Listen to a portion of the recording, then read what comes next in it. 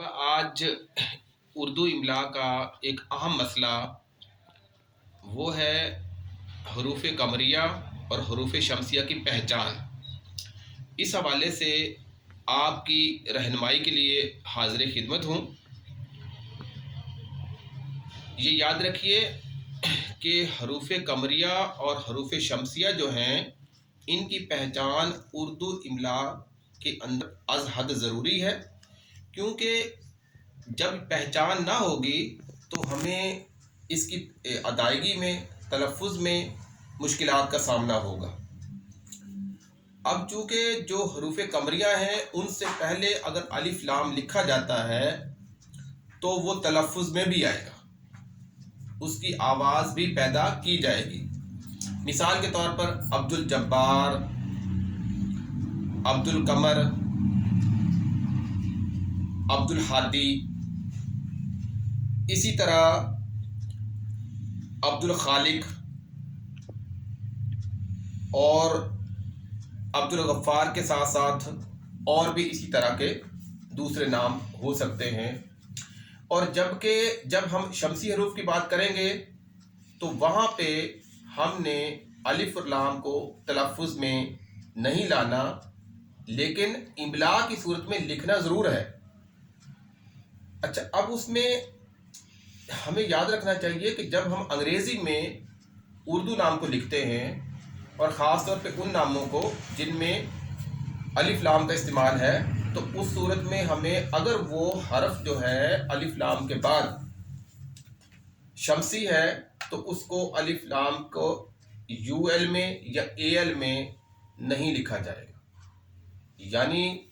عبد الستار لکھا جائے گا۔ تو اب جو لوگ اس کو عبد الستار لکھ رہے ہیں، اے بی ڈی یو ایل لکھ رہے ہیں، وہ غلط کر رہے ہیں۔ ہونا یہ چاہیے کہ ہم اے بی ڈی یو ایس لکھے، عبدس لکھے، اس کے بعد جو ہے ڈیش ڈال دیں اور پھر ستار الگ لکھیں۔ اسی طرح عبد الرزاق لکھیں، اس میں یو ایل یا الف لام کا استعمال انگریزی میں نہیں ہوگا۔ اب مسئلہ یہ رہ گیا کہ ہمیں عام طور پہ کیسے پتا چلے کہ کون سا جو حرف ہے یہ شمسی ہے اور کون سا قمری ہے، کہاں پہ ہم نے الف لام کو تلفظ کرنا ہے اور انگریزی میں کہاں پہ یو ایل کی صورت میں ان کو لکھنا ہے۔ تو عزیز طلبہ یہ یاد رکھ لیں کہ عربک زبان کے اندر تو ایک انہوں نے کچھ الفاظ جو ہے ان کا ایک مرکب بنایا ہوا ہے، ابغی حجک وقف عقیمہ۔ اب یہ کافی مشکل ہے، تو ہم نے اردو زبان والوں نے اپنے طلباء کی آسانی کے لیے ایک اردو کا جملہ جو ہے وہ تخلیق کیا ہوا ہے۔ تو اگر ہم اس جملے کو یاد رکھ لیں تو جس طرح ہم میتھمیٹکس میں ہم کہتے ہیں کہ یہ باڈ ماس رول ہے، تو اس سے بچے جو ہے آسانی کے ساتھ وہ ملٹیپلیکیشن اور ڈویژن وغیرہ کا سارا پروسیس جو ہے سمجھ جاتے ہیں کہ ہم نے پہلے کیا کرنا ہے۔ تو اسی طرح اس کے اندر بھی اگر ایک ہی جملے کو ہم یاد رکھ لیں، اور وہ جملہ یہ ہے حق کا خوف عجب غم ہے۔ اب عزیز طلبہ اس کے اندر دیکھیں، ہے، کاف، دوسرا کاف، الف، خا، واو، فے، عین، جیم، بے اور غین، میم اور ہے اور یا، یہ سارے کے سارے حروف جو ہیں یہ قمری ہیں، یعنی ان سے پہلے الف لام جو ہے وہ تلفظ میں بھی آئے گا اور لکھنے میں بھی آئے گا، اور جب ان ناموں کو ہم انگریزی میں لکھیں گے